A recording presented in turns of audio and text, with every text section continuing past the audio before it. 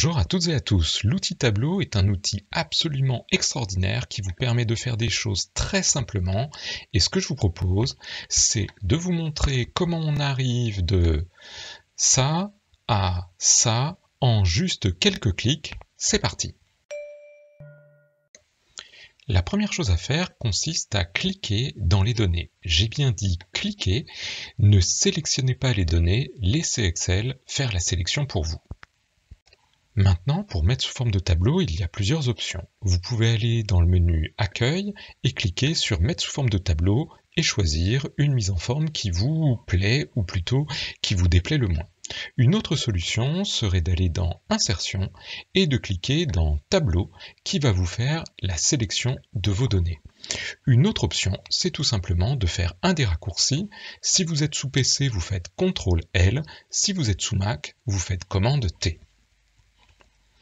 Dans tous les cas, au moment où je fais cela, Excel agrandit la sélection autour de la cellule que j'ai sélectionnée pour prendre toutes celles où il y a des choses et coche la petite case « Mon tableau comporte des en-têtes » qui veut dire « Je vais transformer la première ligne en ligne de titre ». Vous pouvez faire OK. Vous obtenez donc un superbe tableau et je vous montre une première utilité de celui-ci en lien avec les titres des colonnes. Vous noterez que si les titres de votre tableau sont cachés parce que vous êtes descendu et que vous cliquez dans votre tableau, instantanément, les lettres des colonnes sont remplacées par les titres des colonnes de votre tableau. Ainsi, vous n'avez plus besoin de figer les volets, en tout cas pour les titres du haut.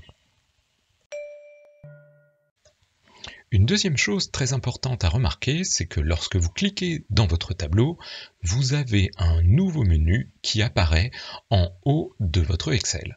Il peut s'appeler Création, Outils de tableau, Création de tableau, Conception, Conception de table, bref, chaque version a un nom un petit peu différent, mais vous allez le retrouver. Remarquez, si vous cliquez en dehors, il n'y a plus le menu.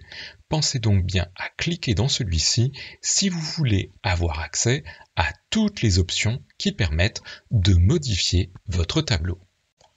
La première de ces options, c'est le nom du tableau et vous pouvez bien sûr le modifier. Par exemple, si j'ai envie de l'appeler commande, maintenant mes données vont s'appeler commande. Et je vais vous montrer en quoi ce nom est important lorsque vous allez faire des formules ou des sélections.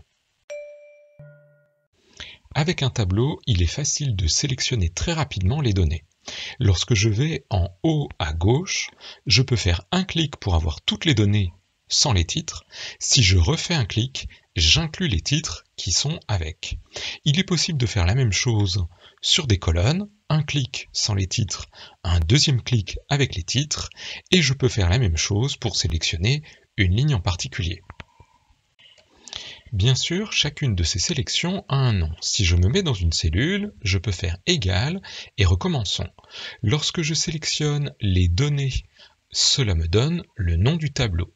Si je clique en prenant les en-têtes, cela me donne le nom du tableau et entre crochets, dièse tout.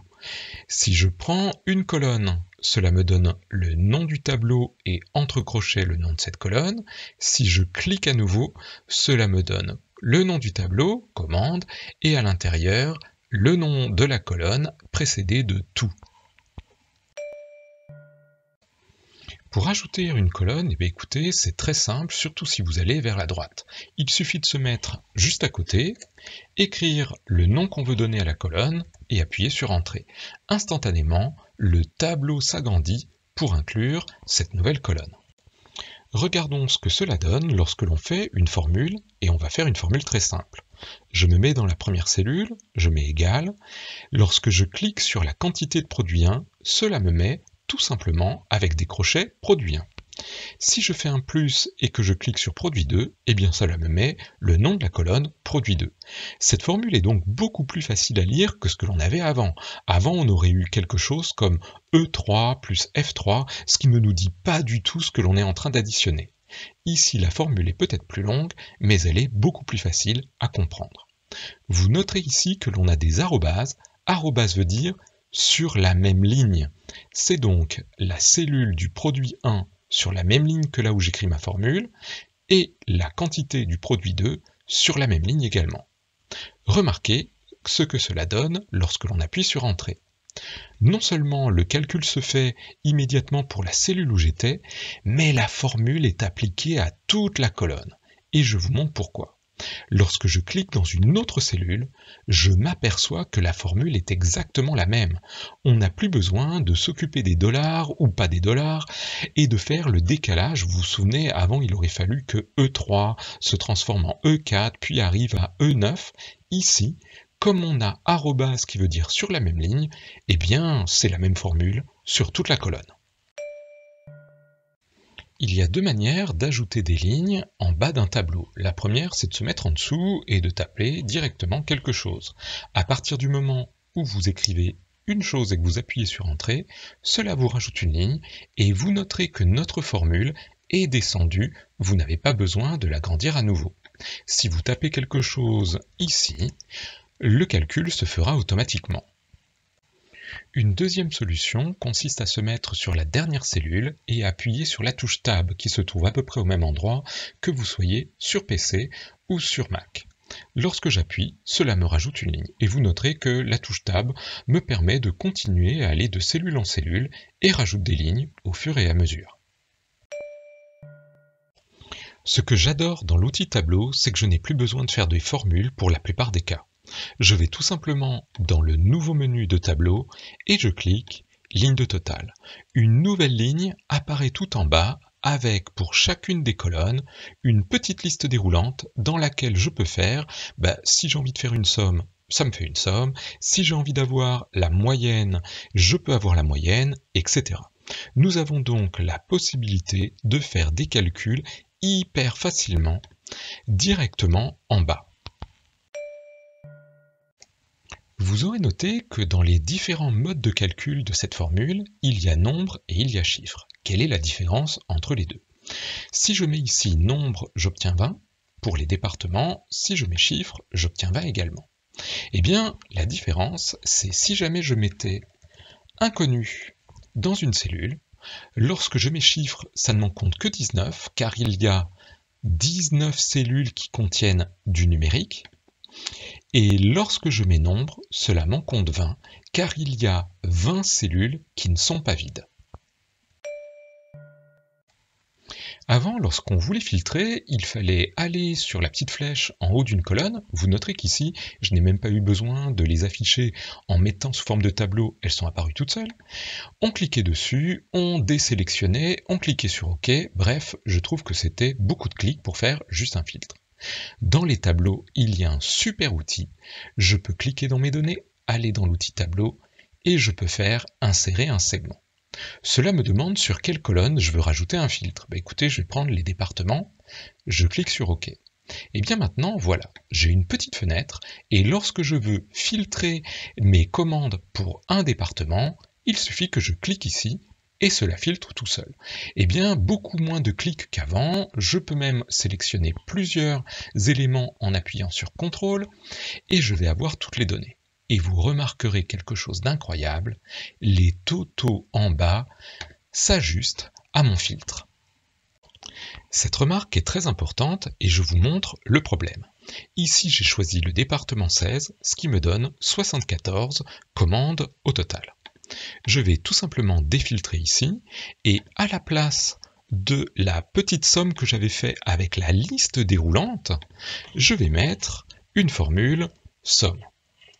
Je vais prendre la colonne entière, la colonne totale, et j'ai bien donc le même résultat qu'avant, 592.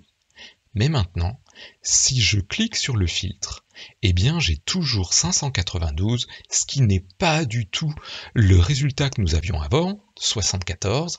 En effet, la formule somme ne s'ajuste pas lorsqu'on filtre, alors que la petite liste déroulante, quand je fais somme, utilise une autre formule qui s'appelle sous-total et qui, elle, change en fonction du filtrage. Dernière petite remarque à propos de ces segments. Lorsque je clique sur un segment, j'obtiens un menu segment et dans celui-ci, je peux changer le nombre de colonnes pour les éléments du segment. Ici par exemple, je vais passer à 4 et maintenant je me retrouve avec un segment qui est quasiment horizontal et qui prend beaucoup moins de place. Il fonctionne comme avant, je peux prendre plusieurs éléments en appuyant sur CTRL comme tout à l'heure. Maintenant, je peux vous montrer ce que j'attends de mes étudiants à propos des tableaux. Je leur demande en général d'ajouter des lignes au-dessus du tableau en faisant un clic droit sur le numéro de la ligne et en faisant insérer et en répétant l'action, par exemple avec CTRL-Y pour ajouter un petit peu plus de lignes. Une fois que c'est fait, je leur demande de copier les noms des en-têtes de colonne, par exemple ici produit 1 et produit 2, donc là très facile, on copie, et puis on va le coller, alors moi je vais le coller si ça dérange personne verticalement. Et ce que je vais faire, c'est que je vais prendre en bas les totaux. Je copie donc ici mes résultats, je retourne en haut, et ce que je vais faire, c'est que je vais tout simplement les coller pareil à la verticale. Alors, ce n'est pas forcément très joli pour l'instant, mais ce n'est pas très grave. Maintenant, ce que je peux faire, c'est par exemple les mettre sous forme de tableau, et je peux tout simplement ici sélectionner ces 4 cellules, aller dans Insertion, et pourquoi pas faire un petit graphique. On a donc ici un gros graphique, mais on peut le réduire un petit peu. On pourrait même supprimer le titre, à mon avis, ça n'est quand même pas super important pour l'instant. Nous, ce qu'on veut, c'est juste avoir les informations. Si jamais vous trouvez que c'est encore trop grand, vous pouvez peut-être déplacer la légende pour la mettre sur le côté. Par exemple, ici, on va la mettre à droite.